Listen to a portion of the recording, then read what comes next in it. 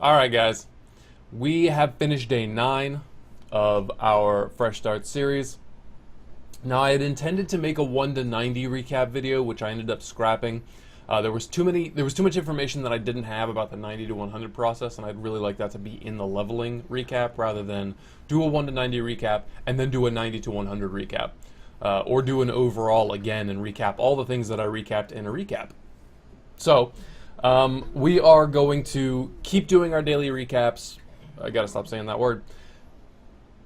Starting with today. Yesterday was our first day in Warlords, and we made it to level 96. We made a lot more progress than I had anticipated. The epics that we got for the crafted side of things were huge. Just absolutely massive upgrades. So, we've really been flying. In terms of what we got completed, we did everything in Shadowmoon. Sarkarthar and Darktide are both 100 zones, and we'll get to those eventually, but everything else has been completed. We even did the little side quests over here for kind of like that little extra demon campaign thing where Garona attacks Khadgar, and so we did everything out here.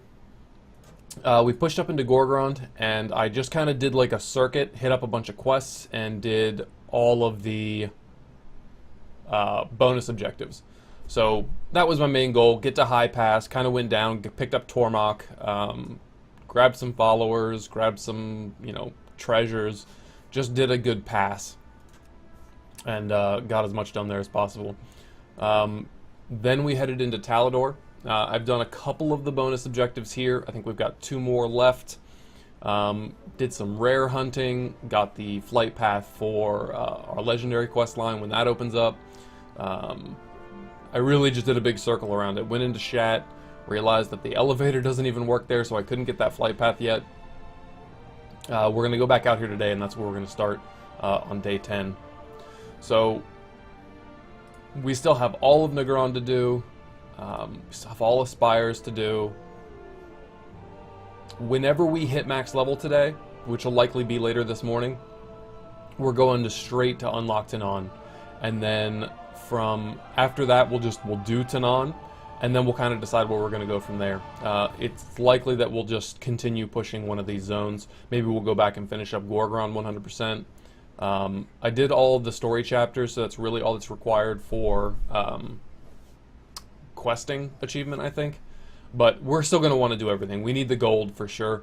Gold-wise, we started yesterday at about 1,008. And our overall earned now is 13,799. So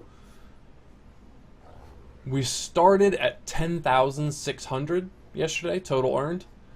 So we earned just over 3,000 gold. And our gold barely moved by 300. So the upgrades to the garrison are really costing us a good bit, not to mention we need 5,000 to push it to level 3 when we hit max. So we're really going to need a lot of gold.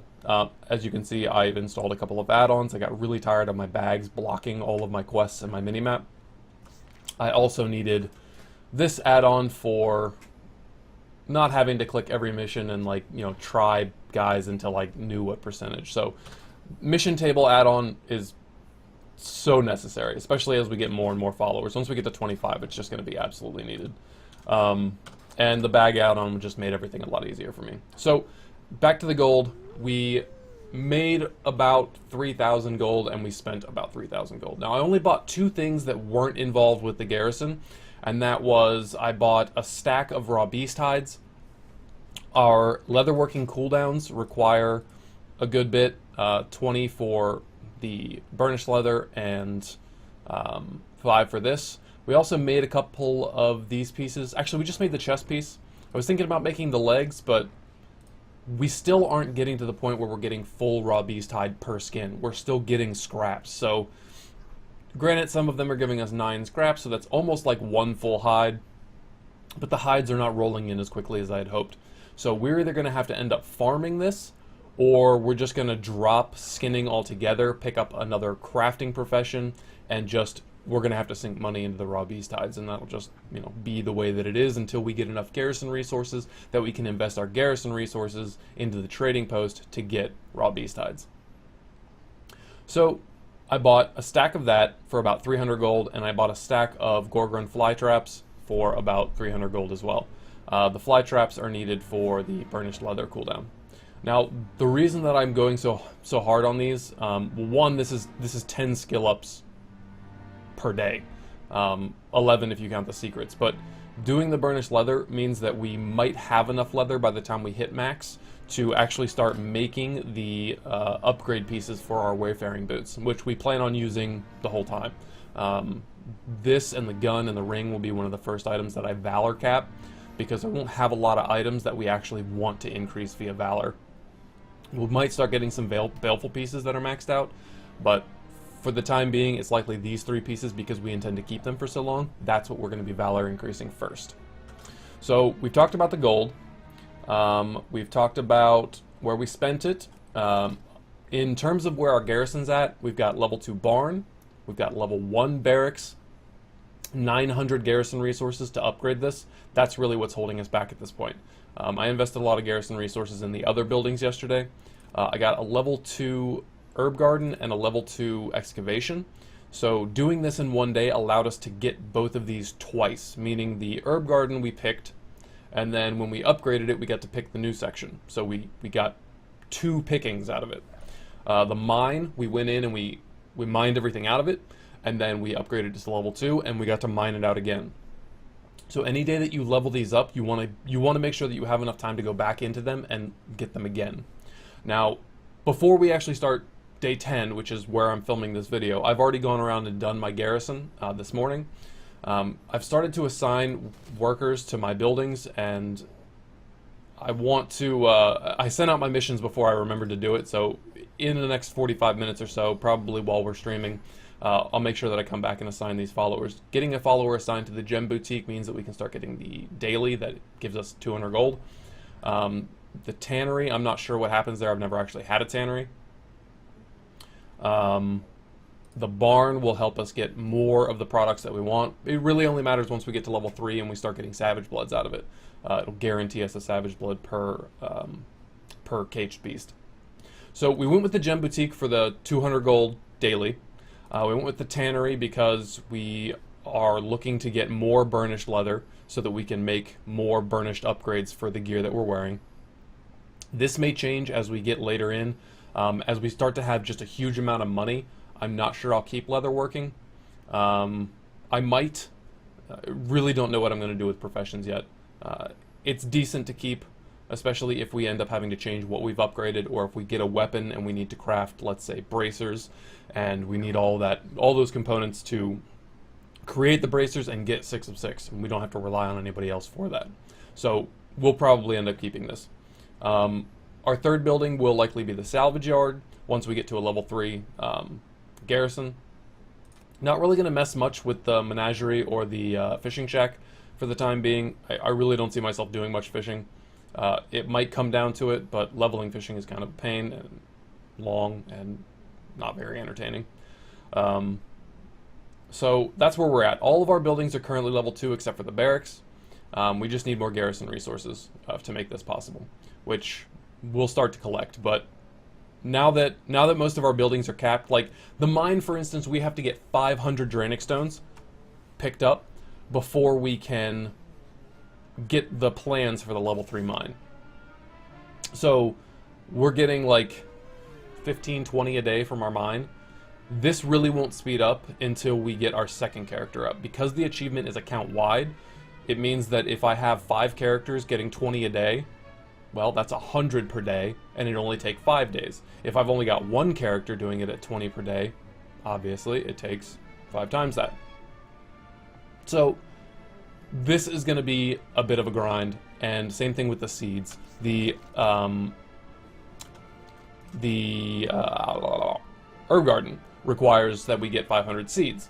Now, these can be quickened by having either mining or herbalism. If you have mining or herbalism, when you go out into the world and you mine or herbalize, I'm sure that's the word for it, then you get the seeds and the Dranic stones from the actual nodes out in the world. So I wouldn't say that it's super punishing. I think it's intended that if you had mining, this would be an even faster way of getting more ore.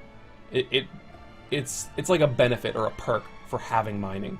Same thing with the herb garden. It's a benefit or a perk for having herbalism as an actual profession, because gathering professions really were kind of dumpy in Warlords and didn't serve much of a purpose, especially not until Tanan, when Fellblight was introduced, and you could actually, you know, if you go out and you herb in Tanan, you can get Fellblight. If you go and skin or fish or any other of those professions, those gathering professions in Tanan, you have a chance to get Fellblight, which is used in the crafting upgrades. So I'm not going to be in a huge rush to do this, because once we start making a lot of gold, these are going to be the first things that we stop doing. The herb garden will probably continue, just we're going to set it as Gorgon Flytrap, which we need for our profession, and we're just going to keep grinding it out. This doesn't take that long. The mine, on the other hand, is a little bit more of a time investment.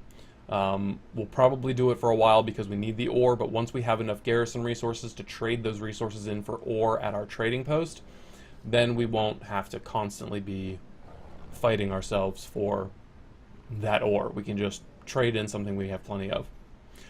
So we've talked about gold, we've talked about our garrison, we talked about how many levels we got, we talked about where we went, we talked about where we're going.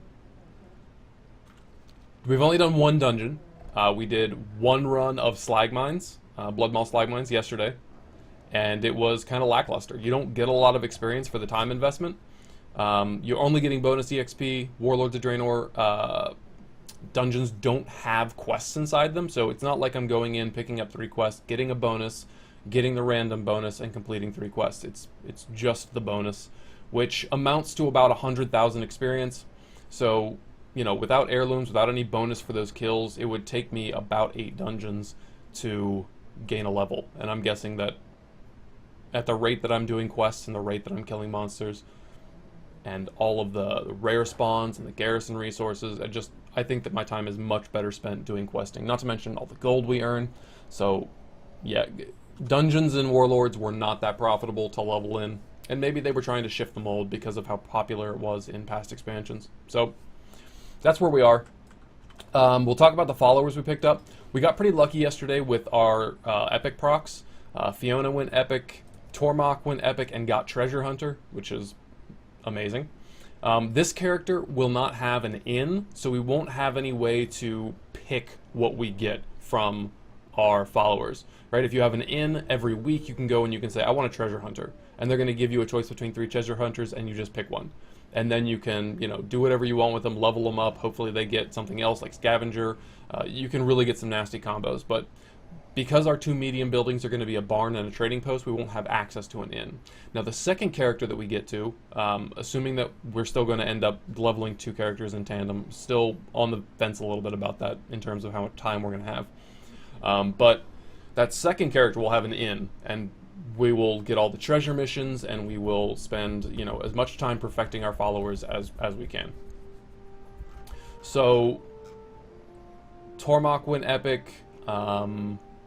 Fentau, a guy that you can pick up in Storm Shield, you just walk up to him and ask him. He's super easy.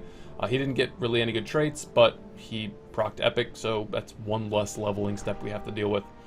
Delvar and Unala, I think, start at rare. Rolkin, I also think, starts at rare. Shelly, I think, procced an upgrade for us.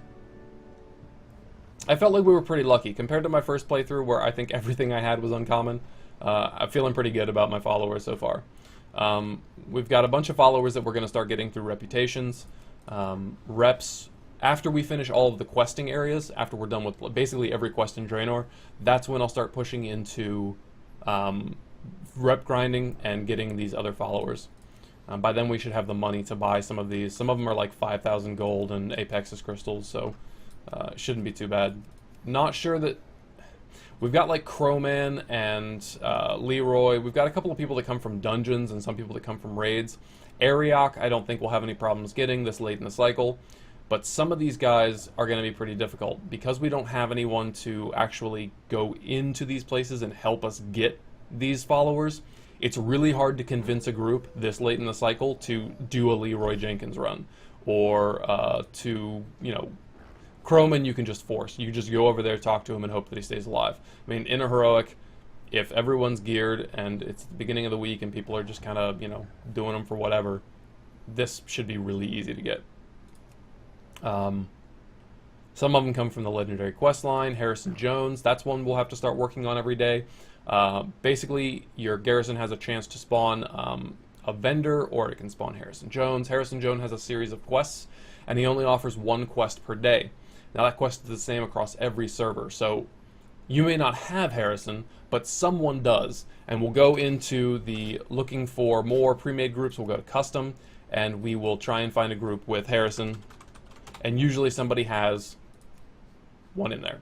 Now, sometimes they'll tell you what quest is in there, so you know before you even jump in whether or not you can actually get the quest or whether or not it's one you've already completed. You can complete them multiple times, but the idea is that you do each of them once to complete the achievement, and then that unlocks Harrison Jones for you. So, followers are going to be kind of a big part of everything going forward. We've got quite a few to pick up. It won't be long before we cap at 25, honestly. We still have at least another 6 to 10 just to pick up from zones. Maybe that's a bit overstated, but either way, followers are underway. I feel like we've been getting pretty lucky with them. We did our first little mini invasion. I look forward to doing the invasions in a level 3. Hopefully we can find groups for that and we don't wait too long. I think people are still doing them. The rewards are bad for somebody who's actually been playing the game for the whole, unless they're working on the achievement or unless they're trying to get the boss version tokens. There's not a lot of incentive for someone to go back and do them. I was grinding them on my main account with a buddy of mine because we were just trying to get mounts, basically. So it's really kind of a niche market of people that you're trying to fill your group with, and you want them to be at least semi-geared so that you can get a platinum ranking and get multiple chances at the mount and not have to do it again. You can get each rank once per week. You can get 1 bronze, 1 silver, 1 gold, 1 platinum. If you get platinum on the first one, it covers all of them and you get loot for all of them. So you're incentivized to do all of it in one and just platinum every single one. And as we go out into the world and as we start getting invasions, we'll talk about how you get the invasion and what procs them and which ones are easy, which ones are a little bit more difficult. Somebody that's new might be looking to get the achievement, so hopefully over the course of the next few weeks we'll get a chance to do every single invasion. I might actually recruit some of my friends from the guild on this server that I play on my main account with. I don't know, we'll see. I really want to keep this as true as possible to the whole, I don't have any help, I'm a new player kind of aspect of things. So I think that's about it. I'm ready to start playing. We're going to get back into this, and we are going to push to 100 this morning and get out into Tanan for the first time and see what that has to offer. So if you guys have liked the recaps, please continue to watch them. Come check me out live. Twitch channel details are in the description below, and I will see you guys out there.